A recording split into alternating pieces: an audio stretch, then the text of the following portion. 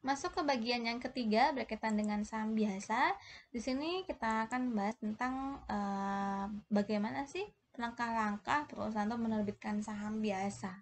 Nah, saham biasa ketika si perusahaan tersebut baru berdiri, otomatis kan perusahaan tersebut menerbitkan jumlah saham biasanya berapa kepada calon investor, lembarannya berapa, dan nominalnya berapa. Contohnya, si perusahaan tersebut jumlah modal dasar penerbitan saham biasanya 10 juta.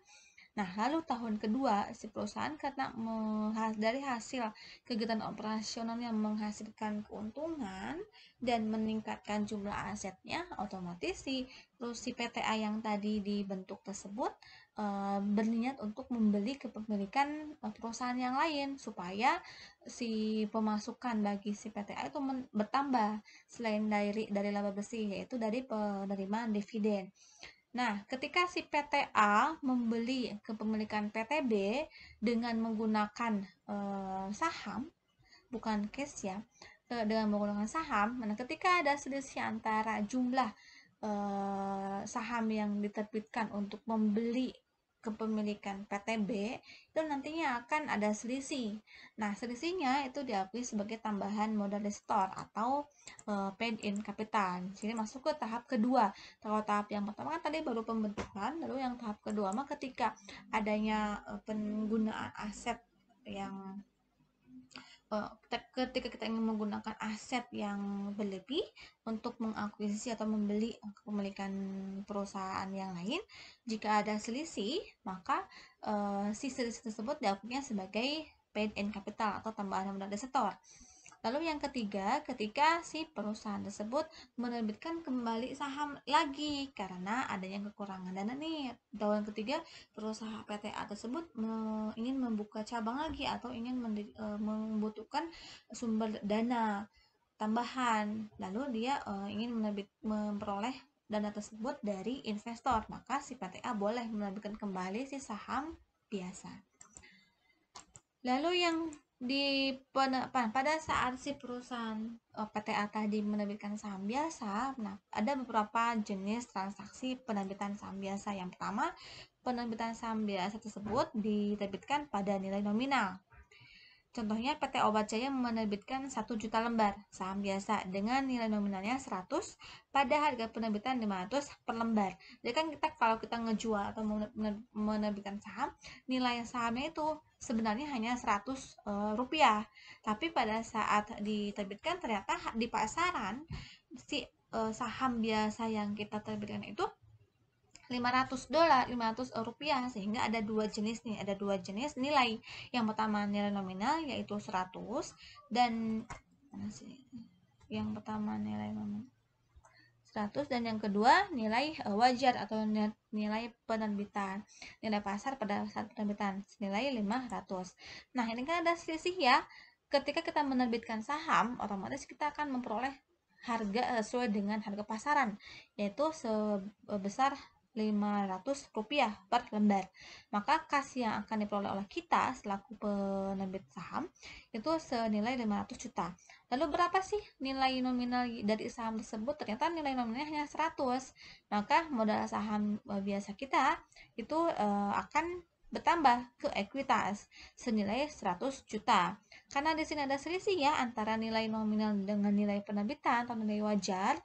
Di sini nilai selisihnya ada 400 rupiah dikali dengan 1 juta, maka diperolehlah 400 juta. Atau lebih simpelnya, untuk menghitung agio atau disagionya, kasihnya berapa dikurangi dengan modal sahamnya berapa. Ini kan ada selisih ya, karena di sini jumlah penerimaan kas, jumlah harga nilai wajarnya lebih besar dibandingkan nilai nominal, maka timbullah agio senilai 400 juta. Bu, bagaimana kalau sepertinya kita melakukannya sebagai aset premium? Boleh, tapi di pengakuannya di kredit. Lalu yang jenis transaksi yang kedua, si saham biasa tersebut diterbitkan tapi tanpa nilai nominal. Nah, biasanya kalau sepertinya ada untuk penerbitan ini ada dua jenis ya, ada penerbitan tanpa nilai nominal, ada juga penerbitan saham biasa dengan nilai yang ditetapkan. Nah, Contohnya seperti apa? Untuk yang pertama, penerbitan saham tanpa nilai nominal. PT Obat sama seperti yang tadi, menerbitkannya 1 juta, harga penerbitannya 500 per lembar, tapi dia tidak memiliki nilai nominal si sahamnya, sehingga langsung saja pengakuannya di debitnya kasnya 500 juta dan di kreditnya ada penambahan modal saham biasa senilai 500 juta. Lalu yang kedua, penerbitan sahamnya tetapi memiliki nilai yang ditetapkan, untuk supaya si perusahaan ada batasan untuk menerbitkan si sahamnya, supaya ada acuan dasar nih bahwa standarnya itu ketika kita ingin menerbitkan saham harus memiliki nilai nominal. Jika ada yang tidak memiliki nilai nominal, maka bisa mengacu ke nilai yang ditetapkannya. Contohnya di sini ada PT Obat sama seperti yang tadi, namun di sini manajemen memutuskan adanya nilai yang ditetapkan sebesar 100 per lembar. Nah, untuk nilai penetapan nilai ini tidak ditetapkan pada saat awal penerbitan, tapi bisa juga pada saat prosesnya berlangsung. Jumlah penerimaan kasnya sesuai dengan nilai wajar, yaitu 500 juta, modal sahamnya bertambah 100 juta sesuai dengan yang nilai penetapannya itu 100 rupiah, dan adanya selisih di sini di nilai wajar yang lebih besar dibandingkan nilai yang ditetapkan, maka timbullah agio saham. Lalu yang selanjutnya, ketika kita menerbitkannya dengan sekuritas yang lain, itu ada 2 jenis metode yang bisa digunakan. Contohnya kan kita bisa menerbitkan dengan sekuritas itu dengan jenis saham yang berbeda selain saham biasa, contohnya saham referen. Ada 2 metode, yang pertama metode proporsional dan yang kedua metode inkremental. Apa perbedaan antara metode proporsional dengan metode inkremental? Kalau menggunakan metode proporsional, maka nanti itu pada saat kita mengakui jumlah penerbitan sesuai dengan harga akumulasi atau lamsam ya, nanti itu kita membagi berapa jenis saham, berapa persen ke saham biasa dan berapa persen ke saham istimewa, itu sesuai dengan porsinya masing-masing, sesuai dengan persentasenya masing-masing. Tapi kalau metode inkremental itu ada salah satu jenis saham yang tidak diketahui nilai wajarnya, sehingga itu nanti akan merupakan sisa dari nilai saham yang sudah diketahui. Contoh untuk lebih jelasnya kita masuk ke contoh kasus.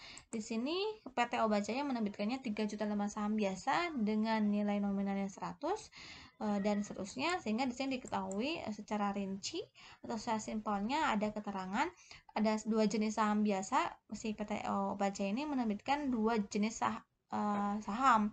Yang pertama saham biasa, yang kedua saham referen. Jumlah lembarnya seperti ini dengan masing-masing memiliki nilai nominal dan memiliki nilai pasar.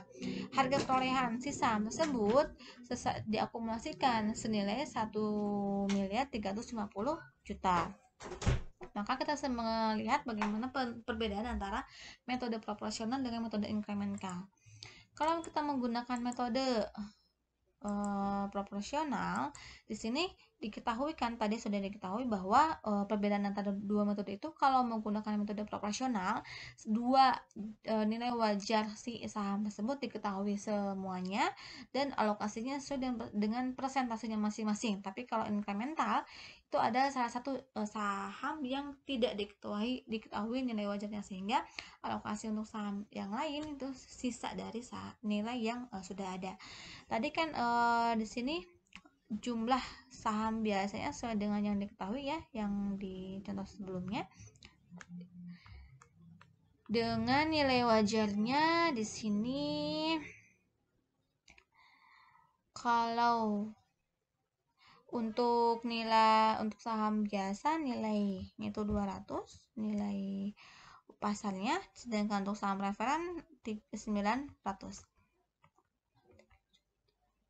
Nah, lalu di sini diketahui bahwa harga wajar pada saat penerbitan tersebut untuk saham biasa 600 juta dan saham referen 900 juta.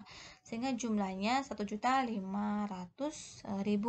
Lalu kita membuat presentase dari masing-masing saham. Nah, untuk saham biasa kita membagi antara jumlah saham biasa berapa dibagi dengan total keseluruhannya. 600 juta dibagi 1,5 M, diperolehlah 40%, sedangkan saham referen itu 900 juta dibagi 1,5 M, dapatkan 60%. Maka sesuai dengan namanya metode proporsional, kita alokasikan yang harga lamsam tadi, harga gabungan tadi yang 1,350 M itu dikalikan dengan persentasenya masing-masing. Maka untuk alokasinya, kalau untuk saham biasa memperoleh 540 juta, sedangkan saham preferen memperoleh 810 juta. Untuk ayat jurnalnya di sini, ketika kita menerbitkan saham, otomatis jumlah kas yang diakui sesuai dengan harga lamsamnya, itu 1,350 M. Lalu berapa nilai nominal saham preferen dan saham biasanya? Kita lihat di bahwa saham preferen itu nilai nominalnya senilai 500 dan saham biasa 100.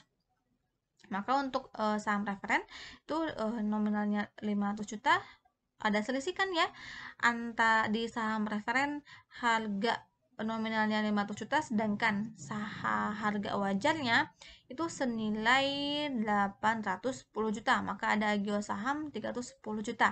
Sedangkan untuk saham biasa nilai nominalnya 100, maka 300 juta, sedangkan harga wajarnya itu 540 juta, dikurangi dapatlah agio sahamnya 240 juta. Kalau untuk metode inkremental, salah satu nilai wajar dari saham tersebut tidak dimiliki. Di sini yang tidak diketahuinya itu saham preferen, sedangkan yang saham biasa diketahui 200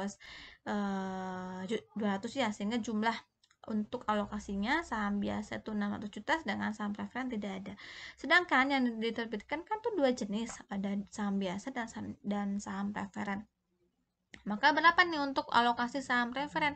Jika tadi hasil perhitungan nilai wajar saham biasa itu 600 juta, otomatis sisanya itu kita alokasikan ke saham preferen. Maka saham preferen kebagian 750 juta. Hasil dari pengurangan harga lamsamnya dikurangi harga si nilai wajar saham biasanya, dapatlah 750 juta. Untuk jurnalnya juga sama kayak tadi, jumlah kasnya sesuai dengan yang diakui 1,350 M. Lalu saham preferennya sesuai dengan nilai nominalnya 500 juta. Untuk perbandingannya, untuk saham preferen nilai wajarnya 750, maka ada agio 250, dan untuk saham biasa nominalnya 300 juta, sedangkan untuk agionya dikurangkan antara nilai wajar saham biasa 600 dikurangi nilai nominal saham biasa 300, dapatlah agio sahamnya 300 juta.